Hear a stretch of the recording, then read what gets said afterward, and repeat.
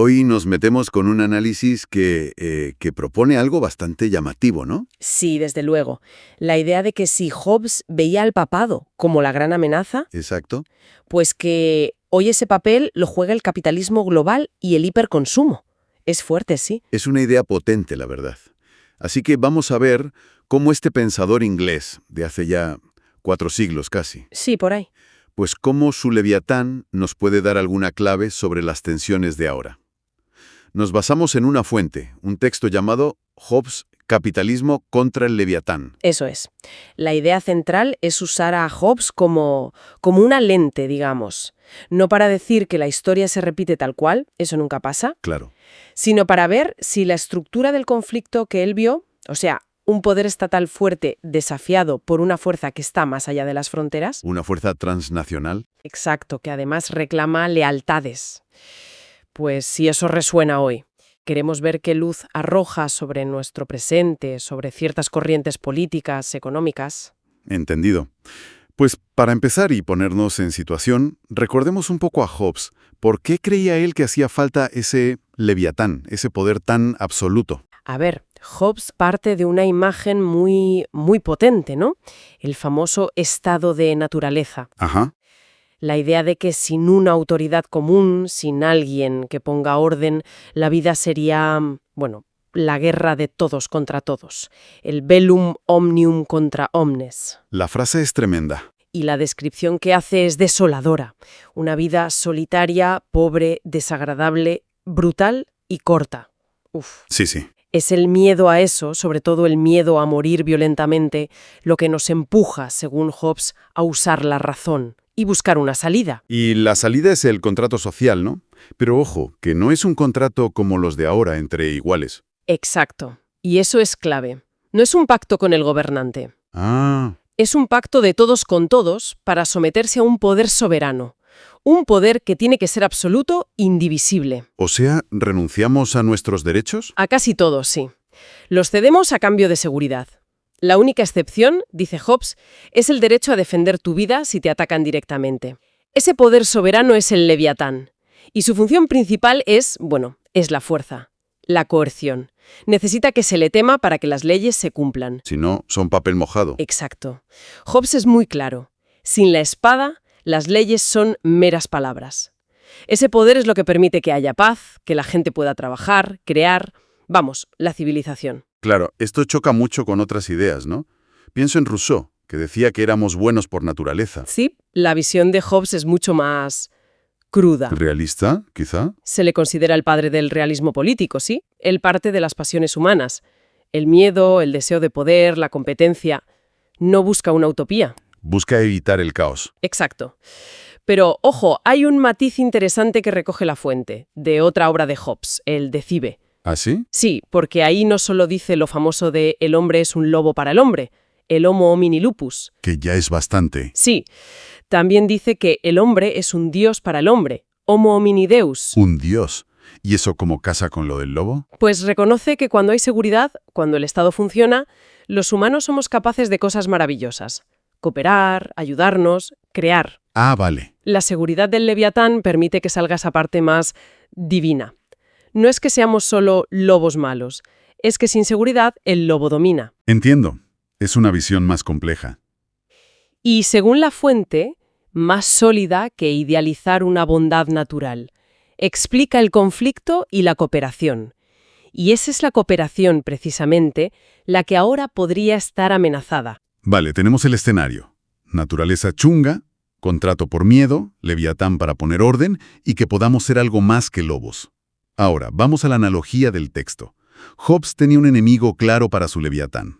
Sí, identificó principalmente al poder de la Iglesia Católica, al papado. Lo del reino de las hadas, ¿no? Eso es, o el reino de la oscuridad. Lo veía como una autoridad que estaba por encima de los reyes, que competía por la lealtad de la gente. Claro, porque te decía a quién obedecer. Exacto. Exigía obediencia a sus dogmas, incluso por encima de las leyes del país, y amenazaba con el infierno y demás. Esa doble lealtad para Hobbes era una bomba de relojería, fuente de conflicto, de guerras civiles. Disolvía el poder del soberano. Un poder invisible, espiritual, pero con efectos muy reales. Y aquí es donde el análisis que seguimos pega el salto a hoy. Justo ahí. La fuente propone que el capitalismo global, sobre todo en su forma más consumista y desregulada, actúa hoy de forma análoga. Análoga al papado. Sí, como un poder transnacional que desafía y debilita al Estado. Hombre, comparar al Papa con, no sé, el FMI o una Big Tech suena un poco bestia, ¿no? Ya entiendo que de primeras choque, pero la comparación no es literal, persona por persona. Vale. Es estructural. A ver, piensa. El papado en el siglo XVII, ¿su poder era qué? ¿Ideológico, espiritual? Sí, Buscaba la sumisión de las almas.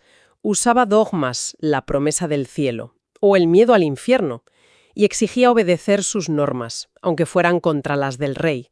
Sede en Roma, poder transnacional. entendido. Vale. Ahora, el capitalismo global hoy, según este análisis, su poder es más bien material y psicológico. Psicológico.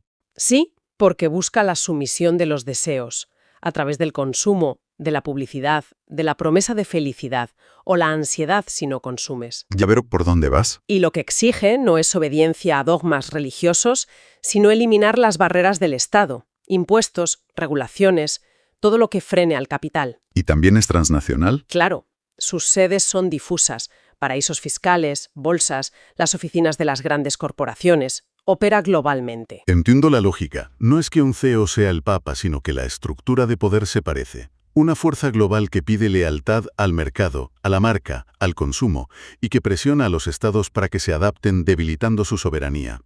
El texto lo llama un papado del mercado. Exactamente. Y describe sus elementos. Tiene su propio dogma, la fe ciega en el libre mercado, la mano invisible. ¿Como la providencia divina, pero económica? Algo así. Tiene sus sumos sacerdotes, gurús financieros, agencias de rating, CEOs influyentes, y opera por encima de las fronteras, como la Iglesia reclamaba autoridad universal. Vale, aceptamos la analogía como hipótesis de trabajo. ¿Y cómo se nota esa tensión hoy? ¿Qué síntomas ve el análisis? Pues señala ciertas tendencias políticas, discursos económicos, como pruebas de este asedio al Estado. Menciona, por ejemplo, y ojo, lo hace como ilustración, de forma descriptiva, Sin tomar partido. el de Javier Milei en Argentina, con lo de la motosierra al gasto público. Que es muy gráfico. Sí. O la agenda de desregulación y la retórica contra el Estado profundo de Trump en Estados Unidos. Vale, los cita como ejemplos de una corriente que ve al Estado como un problema, no como una solución. Como un freno a la libertad y a la economía. Correcto. Y aquí es donde la mirada de Hobbes, según la aplica la fuente, es muy crítica. Desde esa perspectiva, esa narrativa es peligrosa, ¿Por qué? porque lleva a tres problemas gordos, interconectados, que debilitan la convivencia pacífica. A ver, ¿cuáles son? El primero, la erosión de la lealtad cívica. El análisis dice que el hiperconsumo nos vuelve muy individualistas, Sí, eso se nota. ciudadanos de un país, de una comunidad política, El Estado pasa a ser el que cobra impuestos y poco más. o peor, un carcelero fiscal, como dice el texto.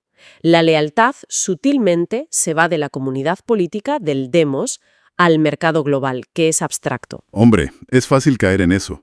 La publicidad machaca, la presión por tener lo último.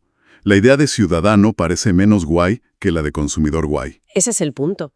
Segundo problema, consecuencia del primero, el debilitamiento del poder real del Estado, su poder coercitivo y regulador. ¿Por qué? Porque si lo desfinancias sistemáticamente, bajando impuestos a los que más tienen, permitiendo paraísos fiscales, si desregulas sectores clave, si privatizas servicios básicos, pues pierde capacidad de actuar. Pierde músculo. En las Big Tech, los fondos de inversión globales, que juegan en otra liga, transnacionalmente, y a menudo ponen sus reglas. ¿El soberano se convierte en una figura decorativa casi? Un soberano de cartón, dice el texto. ¿Y si el Leviatán pierde poder, si no puede imponer orden? ¿Volvemos a la casilla de salida de Hobbes? Esa es la tercera consecuencia que señala el análisis, un retorno a una especie de anarquía, pero ahora en lo económico y social, No una guerra con lanzas, sino una nueva ley de la jungla. La desregulación total y un Estado débil no traen la utopía feliz que prometen algunos. ¿Qué traen entonces, según esta visión? Pues que los más fuertes económicamente, monopolios, fondos buitre, actúan sin frenos, como señores de la guerra económicos, dice la fuente. Y para la mayoría de la gente. Pues precariedad, inseguridad en el trabajo, miedo a las deudas. Vuelve la incertidumbre, la angustia que el Leviatán debía quitar. La fuente lo dice de forma muy cruda. Es el estado de naturaleza otra vez, pero edulcorado con publicidad y smartphones. Ahí es donde la idea de Hobbes sobre la libertad cobra sentido, ¿verdad? Que siempre pensamos, menos Estado, más libertad. Y él decía casi lo contrario. Justo. Es la gran paradoja hobbesiana. La libertad del estado de naturaleza es una libertad terrible, la de tener miedo todo el rato. ¿La libertad de que te mate el vecino? Básicamente. La libertad civil de verdad, la de poder trabajar, crear, comerciar, vivir sin miedo al caos, solo existe gracias a un poder soberano fuerte. Un poder que ponga orden y haga cumplir las leyes para todos. O sea, ¿la fuerza del Estado no es enemiga de la libertad? Es su condición necesaria. Es lo que la hace posible. Entonces, desde este punto de vista, criticar al Estado porque sí en nombre del mercado libre. ¿Sería contraproducente? Según la conclusión del análisis, sí. Pedir la muerte del Estado o reducirlo a la mínima expresión en favor del mercado, visto con los ojos de Hobbes, es como un suicidio colectivo pactado. Estaríamos desmontando al único árbitro que puede evitar la guerra de todos contra todos, ahora en versión económica. Eso es. El capitalismo sin control estatal se convierte así en ese nuevo reino de las hadas. Un poder difuso, global, que promete el paraíso de consumo, de eficiencia, pero que, al cargarse la autoridad legítima del Estado, amenaza con devolvernos a una especie de barbarie. Quizá más sutil, sin espadas, pero Con contratos basura y deudas impagables. Una barbarie quizá edulcorada, como decía antes, pero barbarie al fin y al cabo. es una visión dura, ¿eh? Pero tiene su lógica interna. Siguiendo a Hobbes, el Estado, con todos sus fallos, que los tiene, Y muchos... sigue siendo la única estructura que, al menos en teoría, busca el bien común y tiene legitimidad para poner reglas para todos, dentro de un territorio. Ese es el argumento central del análisis. Que aunque el Leviatán estatal sea torpe, lento, a veces incluso injusto, sigue siendo, desde esta perspectiva, el dique necesario. El único dique contra fuerzas que disuelven la sociedad. Antes eran las guerras de religión, ahora serían las fuerzas del mercado global sin control. Vale, pues repasando un poco lo que hemos hablado. Hemos visto cómo este análisis usa a Hobbes, estado de naturaleza, contrato, Leviatán, para decir que el capitalismo global funciona hoy como un poder transnacional. Como el papado en su día. Eso, que desafía al Estado y lo debilita. Y que ciertas tendencias políticas o económicas serían síntomas de esa pugna. ¿Y por qué nos puede servir esta mirada? Yo creo que da herramientas para analizar con más profundidad los debates de hoy. ¿En qué sentido? Pues cuando oímos hablar de reducir el Estado, de libertad económica total, de globalización imparable, esta perspectiva de Hobbes nos hace preguntarnos, vale, ¿pero qué orden estamos creando o destruyendo realmente? ¿Quién gana si debilitamos al árbitro? Exacto. Estamos cambiando la seguridad que da el Estado, aunque sea imperfecta, por una ilusión de libertad que en realidad nos trae otras inseguridades, otras dependencias. Ayuda a ver más allá del día a día, de los titulares. Y como reflexión final, para darle una vuelta después de la charla, si aceptamos esta hipótesis, ¿no? Un leviatán estatal que se debilita frente a un leviatán de mercado que no rinde cuentas a los ciudadanos, sino a los accionistas. Vale. Si eso es así, ¿qué poder está llenando ese vacío?